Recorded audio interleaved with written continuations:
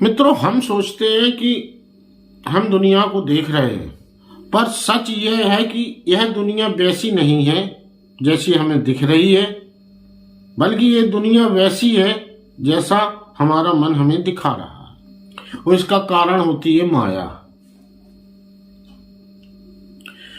तो इस वीडियो में हम समझेंगे माया क्या है, माया कैसे जन्मती है और माया का बंधन क्या है, वैदिक और वैज्ञानिक दोनों दृष्टिकोण से।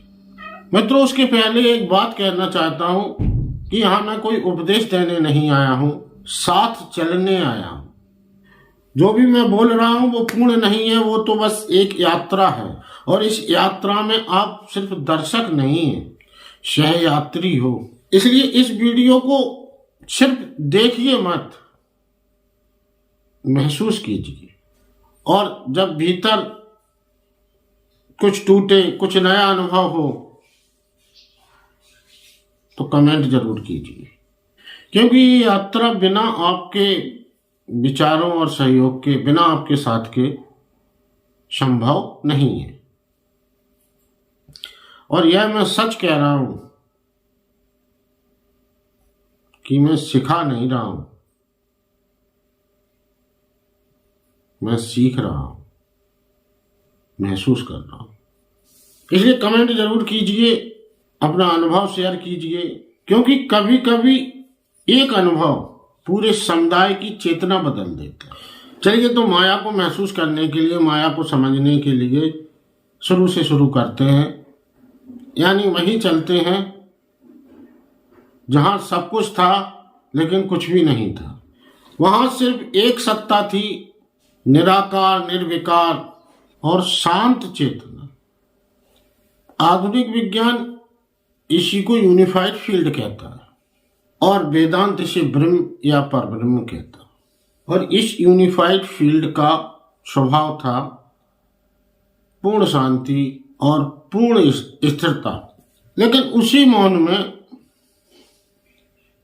एक सूक्ष्म हलचल हुई, एक कंपन, एक तरंग। वेदांत में ये चेतना की पहली लहर मन कहलाई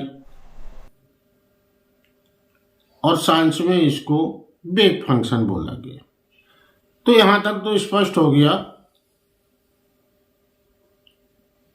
कि चेतना से मन कैसे बना, यूनिफाइड फील्ड से वेव फंक्शन कैसे जन्मी। अब यहां से काम शुरू होता है माया का। हमारे गुरु श्रेष्ठ सूक्ति अक्सर कहते हैं, चेतनस्य स्थैर्ये मनसो अशांत तत्वं सहत्य यदा तदा माया प्रवर्तते। अर्थात चेतना स्थिर होती है और मन चंचल होता है, तो स्थिरता और गति जब आमने सामने आती हैं तब माया प्रकट होती है, जो न पूरी तरह से सत्य है और न पूरी तरह से असत्य। वह केवल अनुभव रूप में प्रकट होने वाली प्रतीति मात्र है। यानी यूनिफाइड फील्ड स्थिर है, वेव फंक्शन गतिशील है, चंचल है। जब यह चंचलता उस स्थिरता के सामने आई तो दोनों के बीच में एक तनाव जन्मा और उस तनाव के कारण वेव फंक्शन कोलैप्स हो गई, यानी वेव पार्टिकल रूप में आ गई, तरंग कण बन गई। या यूं कहे, मन अब जगत बन गया। क्वांटम साइंस की लाइन है, वेव कोलैप्सेस इनटू पार्टिकल्स। तो इसी कोलैप्स के कारण जगत प्रकट हुआ। अब यहां एक और सूक्ष्म बात है। साइंस कहती है कि बिना ऑब्जर्वेशन के वेव पार्टिकल नहीं बनते, लेकिन साइंस के पास अभी ये उत्तर नहीं है कि उस पहली लहर को ऑब्जर्व किसने किया।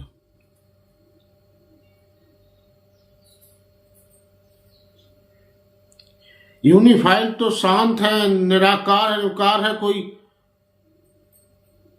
आंख तो है नहीं जो देख ले, ऑब्जर्व कर ले।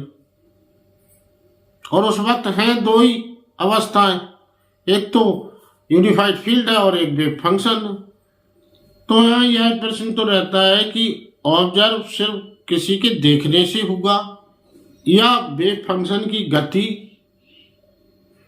और यूनिफाइड फील्ड की स्थिरता दोनों के बीच उत्पन्न तनाव से होगा।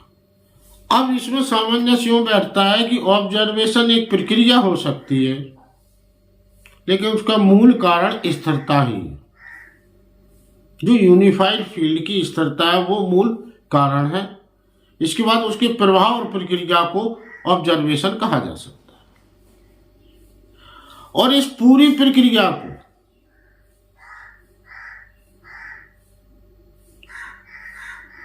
यानी स्थिरता के प्रभाव को या दृष्टा की दृष्टि को, क्वांटम साइंस के ऑब्जर्वेशन को कहा जाता है वेदांत में माया।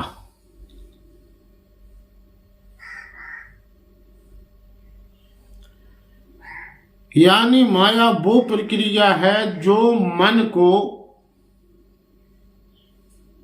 जगत में परिवर्तित करती है, वेव फंक्शन को कोलैप्स करती है, पार्टिकल बनाती है। अब वो प्रक्रिया चेतना के देखने से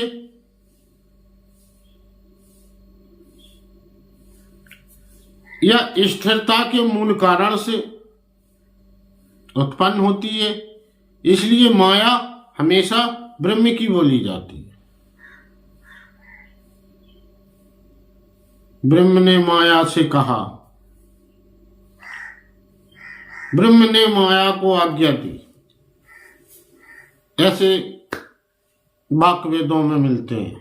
तो बात यह निकलती है कि वेव फंक्शन के जो कोलैप्स होने की क्रिया है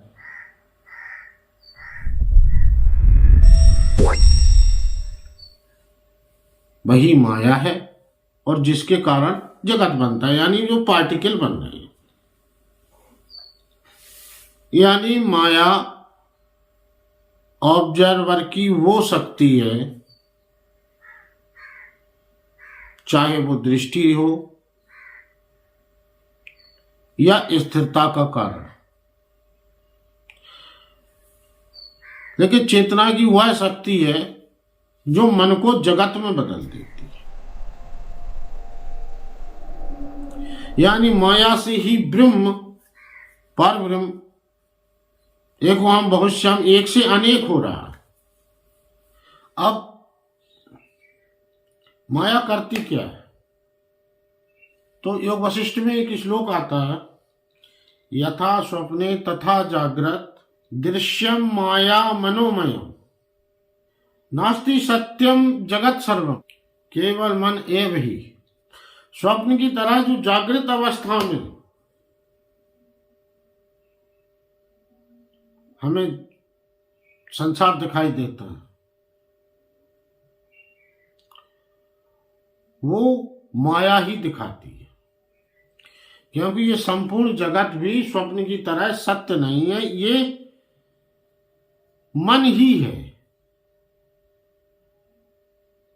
वेव फंक्शन ही है। अब माया करती क्या है कि उस असीम मन को या अनंत संभावनाओं से भरे उस वेव फंक्शन को सीमित कर देती है।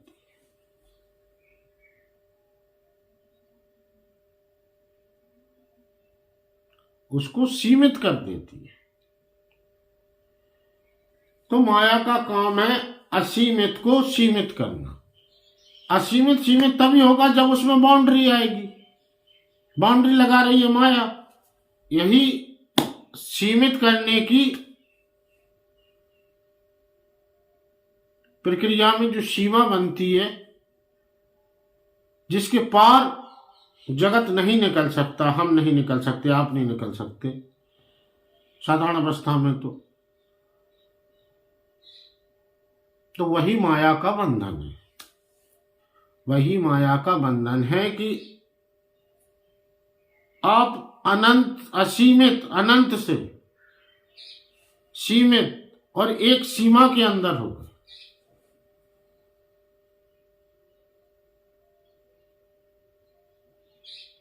यानी आप जगत बन गए।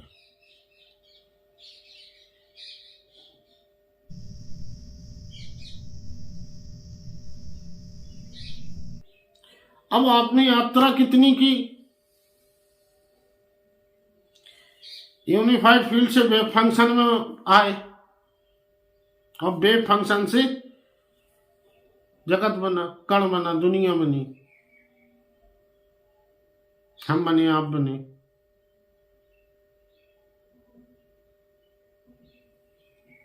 तो जो असीमितता को भूल जाना है, यही माया का प्रभाव है। सीमित को वास्तविकता समझ लेना, यही माया है। और यही उस चेतना से या चेतना के दूसरे रूप मन से हमें अलग कर देती है। मन में अनंत संभावना है। माया चाहे जैसा भी दिखा सकती है, कहीं का भी कुछ कर सकती है, लेकिन ये तय करेगा वो ऑब्जर्वर, वह शांत चेतना यानी पारब्रह्म। क्योंकि माया पारब्रह्म की अनुमति से चलती है। यानी विज्ञान की भाषा में कहें तो माया यूनिफाइड फील्ड से के अनुसार कार्य करती है, क्योंकि यह यूनिफाइड फील्ड की स्थिरता के कारण उत्पन्न होती है, जिसे हम दृष्टा की दृष्टि के कारण भी कह सकते हैं। अब अगर माया ने हमें मन की तरंग के श्रृंग पर अगर बांधा, श्रृंग कहते हैं जब तरंग ऊपर को जाती है, और गर्त कहते हैं जब तरंग नीचे को आती है। ये श्रृंग, ये गर्त, ये श्रृंग, ये गर्त। तो जब माया हमें श्रृंग पर कहीं बांधती है तो हमें अहंकार, श्रेष्ठता का सुख का अनुभव होता। और जब माया हमें कभी गर्त पर बांधती है, मन की तरंग के निचले भाग पर,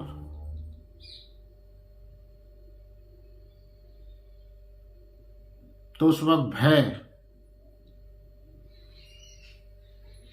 दुख प्राप्त होता, दुख का अनुभव होता।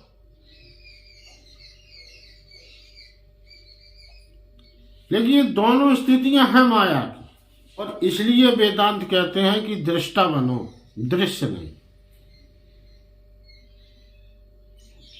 क्योंकि दृश्य माया का बंधन है, दृष्टा माया से मुक्ति है। तो मुझे लगता है कि अब माया क्या है, माया कौन सी क्रिया है, माया करती क्या है, माया का क्या प्रभाव है, क्या बंधन है, ये बात आप लोगों ने महसूस की होगी। तो इस पर कमेंट जरूर करें। अगर महसूस की है तो कमेंट जरूर करें, क्योंकि आपकी अनुभूति एक समुदाय की चेतना बदल सकती है। अब अगले वीडियो में चर्चा होगी कि मुक्ति क्या है, माया के बंधन से कैसे छूटा जा सकता है।